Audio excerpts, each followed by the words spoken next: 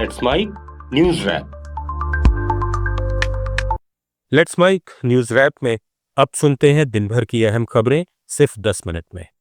सबसे पहले सुर्खियां। प्रयागराज में राहुल गांधी का छात्रों की गूंज कार्यक्रम, बेरोजगारी और भर्ती परीक्षाओं पर फिर घेरा सरकार को। रूस से तेल खरीद पर अमेरिका का शिकंजा, 100% तक टैरिफ के बिल पर भारत को लग सकता है झटका। और पीएम मोदी ने आईआईटी दिल्ली के छात्रों को दिया समाधान मंत्र। दीपके ने की 15 अगस्त के भाषण में जेन जी को शामिल करने की अपील। अब खबरें विस्तार से। कांग्रेस नेता राहुल गांधी ने आज प्रयागराज में छात्रों की गूंज कार्यक्रम में छात्रों से संवाद किया। कार्यक्रम के लिए कई जिलों के छात्रों को बुलाया गया और 2 लाख से ज्यादा छात्रों ने रजिस्ट्रेशन कराया।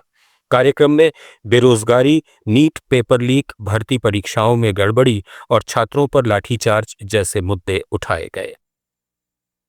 40 करोड़ युवा, आप जैसे युवा, एनर्जेटिक युवा इस देश में रहते हैं। ये इस देश की स्ट्रेंथ है। चाइना की बात होती है, अमेरिका की बात होती है, रशिया की बात होती है, इंडिया के यूथ के सामने, इंडिया के यूथ पोटेंशियल के सामने ये सब लोग कुछ नहीं है। 21वीं सदी में एक और चीज हुई है।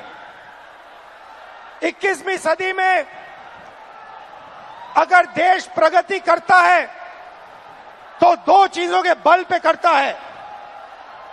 यूथ पोटेंशियल जो आप में है और डेटा जो आप क्रिएट करते हो।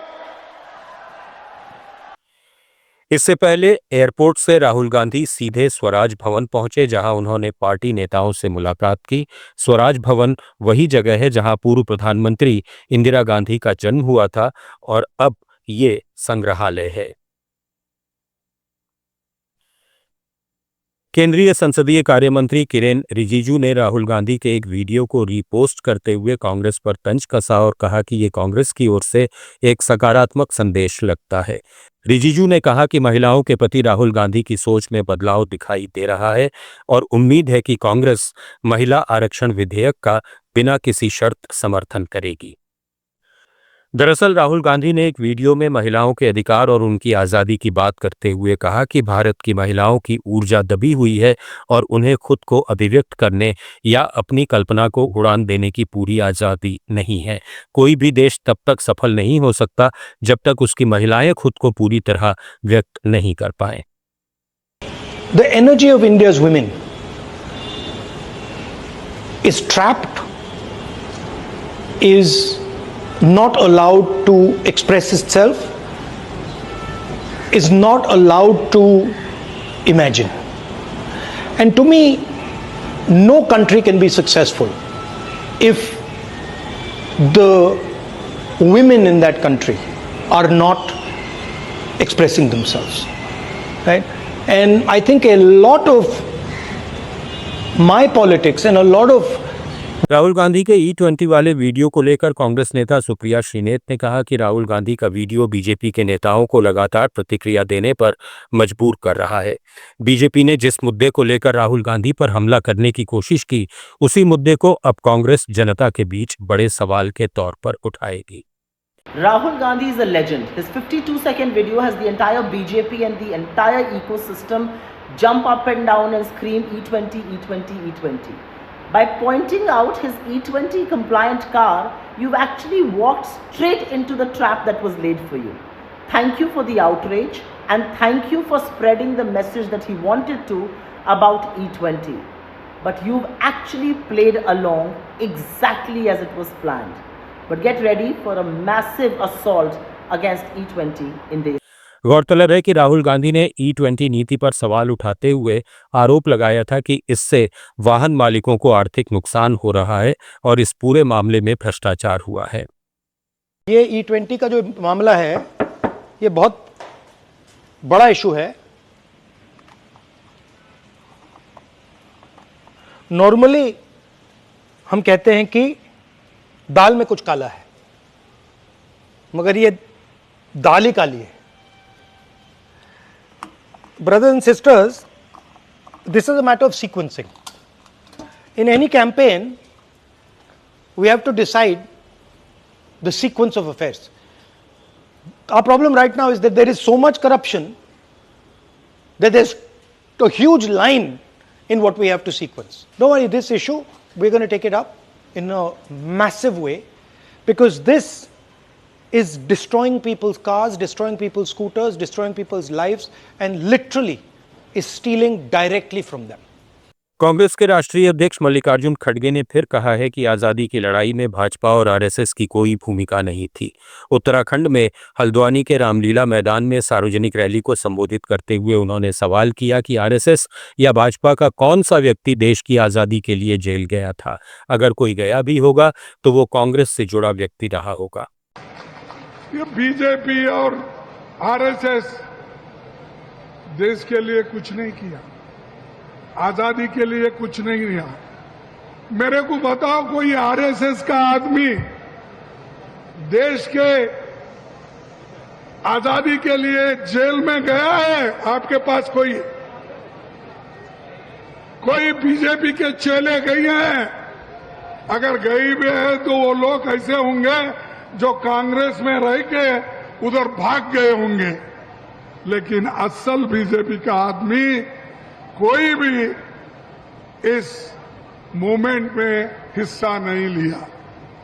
अरे ये इतिहास है तुम्हारा, और हमको हमेशा सिखाते हैं देशभक्ति। अरे देशभक्त तो असल हम हैं। अमेरिकी सीनेट ने रूस की तेल और गैस बिक्री पर प्रतिबंधों से जुड़े लंबे समय से लंबित विधेयक को मंजूरी दे दी है। इस बिल का सबसे ज्यादा असर भारत, चीन, जापान और यूरोप के कुछ देशों पर पड़ सकता है। कानून लागू होने के बाद अमेरिकी राष्ट्रपति डोनाल्ड ट्रंप इन देशों के सामान पर 100% तक टैरिफ लगा सकते हैं। इस बीच भारत में विपक्ष ने मोदी सरकार की विदेश और आर्थिक नीतियों पर सवाल उठाए हैं। कांग्रेस सांसद प्रमोद तिवारी ने इसे मोदी सरकार की विदेश और आर्थिक नीति की नाकामी बताया। उन्होंने कहा कि भारत को ये तय करने का अधिकार है कि वो कितना और किस देश से ईंधन खरीदेगा। अमेरिका को भारत पर दबाव बनाने का अधिकार नहीं है। कांग्रेस नेता पवन खेड़ा ने कहा कि भारत को लगातार दूसरे देशों की ओर से धमकियां और शर्तें मिल रही हैं। उन्होंने सवाल उठाया कि क्या भारत वास्तव में स्वतंत्र है। प्रधानमंत्री नरेंद्र मोदी ने आईआईटी दिल्ली के 57वें दीक्षांत समारोह में छात्रों को भविष्य की चुनौतियों के लिए तैयार रहने की सीख दी। पीएम मोदी ने होनहार छात्रों को पुरस्कृत किया और कहा कि हर पीढ़ी की अपनी चुनौतियां और जिम्मेदारियां होती हैं, लेकिन आने वाला समय इस पीढ़ी के लिए और ज्यादा चुनौतीपूर्ण है। पीएम मोदी ने छात्रों से कहा, आपके मन में कहीं ना कहीं कुछ और चल रहा होगा। मैं तो बाबा बागेश्वर नहीं हूं, लेकिन यकीनन हर छात्र के मन में आने वाले कल को लेकर सवाल तो होगा। साथियों, आज आप सभी और सारे स्टूडेंट्स इस कार्यक्रम में उपस्थित हैं, लेकिन मन के किसी कोने में कुछ और चल रहा होगा। मैं तो बाबा बागेश्वर नहीं हूं, लेकिन कुछ तो चलता होगा। इस बीच कॉकरोच जनता पार्टी के संस्थापक अभिजीत दीपके ने प्रधानमंत्री नरेंद्र मोदी से एक खास अपील की है। उन्होंने कहा है कि पीएम 15 अगस्त को लाल किले से दिए जाने वाले अपने स्वतंत्रता दिवस के भाषण में जन जी को शामिल करें। केंद्रीय गृह और सहकारिता मंत्री अमित शाह ने शहरी सहकारी बैंकों को बदलते बैंकिंग दौर के साथ तेजी से आगे बढ़ने की सलाह दी है। मुंबई में national urban cooperative finance and development corporation के नए कार्यालय के उद्घाटन के दौरान अमित शाह ने कहा कि शहरी सहकारी बैंकों को तकनीक, पारदर्शिता और आधुनिक ग्राहक सेवाओं पर तेजी से काम करना होगा। गोभी मीडिया हमसे हर दिन पूछ रहा है कि रांची क्यों नहीं गए, लेकिन गृह मंत्री से पूछने की हिम्मत नहीं कि संसद आते हैं लेकिन सदन में क्यों नहीं आते। ये कहना है आम आदमी पार्टी के सांसद संजय सिंह का। दिल्ली में मीडिया से बातचीत में उन्होंने कहा कि सवाल पूछने में भी दोहरा रवैया अपनाया जा रहा है। न्यूज रैप में फिलहाल इतना ही। बने रहिए लेट्स माइक के साथ। आप सुन रहे थे let's mic more than radio. Follow कीजिए हमें हमारे सोशल मीडिया प्लेटफॉर्म्स पर।